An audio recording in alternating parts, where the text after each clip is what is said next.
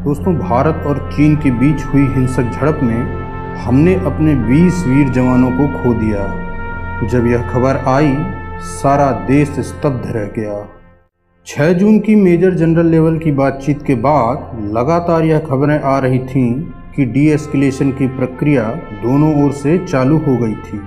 कई दौर की बातचीत के बाद यह लगा कि जैसा डोकलाम में हुआ था, वैसे ही बातचीत के बाद दोनों सेनाएं अपनी अपनी पोजीशन में वापस लौट जाएंगी और मामला यहीं पर शांत हो जाएगा।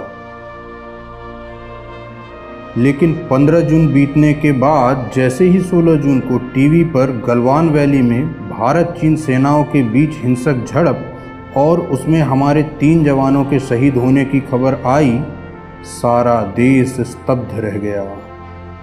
लोगों को यह समझ नहीं आ रहा था कि बातचीत के बाद जब मामला सुलझता दिख रहा था, फिर अचानक ऐसा क्या हुआ कि दोनों सेनाओं का विवाद खूनी झड़प में बदल गया। शाम होते होते दुख और गहरा हो गया जब 3 शहीदों का आंकड़ा बढ़कर 20 तक पहुंच गया।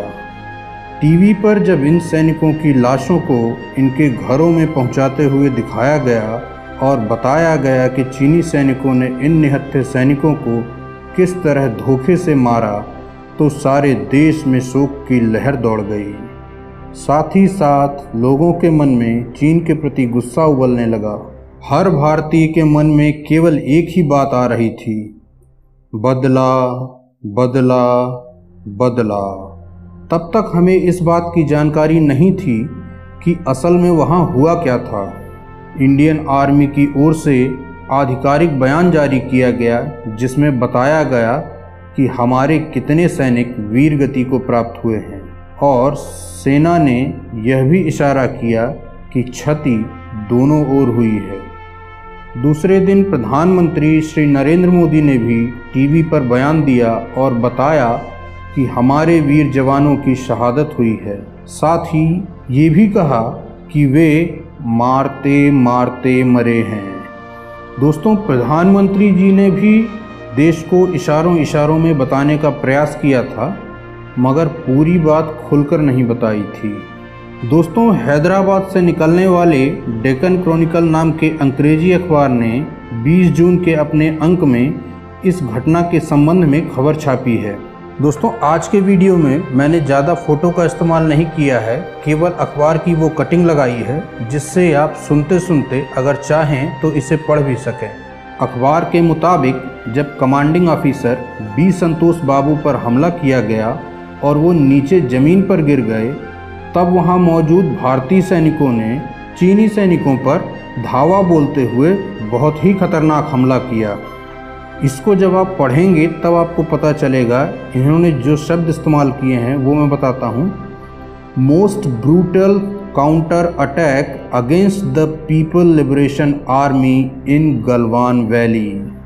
दोस्तों, अखबार लिखता है कि भारतीय सैनिकों ने 18 चीनी सैनिकों की गर्दन तोड़ दी और कई सैनिकों के मुंह पत्थर मार मार कर कुचल डाले।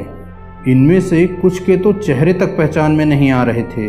दोस्तों, ये 16 बिहार रेजिमेंट के सैनिक थे, पर इनके साथ घातक ट्रूप्स ने भी इन्हें ज्वाइन कर लिया था। दोस्तों, ये और भी खतरनाक होते हैं और क्लोज फाइट में तो इनकी महारत है। दोस्तों, अखबार ने लिखा कि चीनी सेना को उनके सैनिकों की बॉडी उठाना तक मुश्किल हो रहा था। चीनी सैनिकों के शरीर छत विच्छत थे और जहाँ तहाँ उनकी लाशें पड़ी थीं। दोस्तों, चीनी सैनिक अपने साथ जो रॉड डंडे लेकर आए थे, भारतीय सैनिकों ने उनसे छुड़ाकर उन्हीं रॉड डंडों से चीनी सैनिकों को बहुत बुरी तरह मारा। दोस्तों, अखबार ने बताया कि हमारे सैनिकों को भी बहुत बुरी तरह मारा गया, पर भारतीय सैनिकों ने कम संख्या में होने के बावजूद चीनी सेना को बहुत नुकसान पहुंचाया। दोस्तों, चीनी सैनिक भागने लगे, जिनका पीछा कुछ भारतीय सैनिकों ने किया। ऐसे में भारतीय दल बंट गया और कुछ सैनिक वापस नहीं लौट पाए। इन्हीं सैनिकों को चीन की सेना ने बंधक बना लिया था, जिन्हें बाद में बातचीत के बाद छुड़ाया गया। दोस्तों, यही वजह है कि चीनी विदेश मंत्रालय के प्रवक्ता ने अपने बयान में कहा था कि भारतीय सेना ने हमला किया है। और दोस्तों, चीन ने आज तक अपने मरने वाले सैनिकों की संख्या का आंकड़ा नहीं दिया है। चीनी अखबार ग्लोबल टाइम्स के एडिटर ने अपने ट्वीट में यह माना था कि नुकसान दोनों तरफ हुआ है। दोस्तों, चीनी लोगों का यह मान लेना कि नुकसान चीन को भी हुआ है अपने आप में यह दिखाता है कि कहीं न कहीं चोट बहुत गहरी है, वरना चीनी लोग कभी अपनी हार या अपनी सेना की बुराई अपनी जनता के बीच में बताते ही नहीं हैं। इसीलिए दोस्तों, हमको इस रिपोर्ट पर यकीन करना चाहिए। बाकी आपकी क्या राय है इस विषय पर? क्या ये खबर सही है? आप कमेंट के माध्यम से ज़रूर बताइएगा।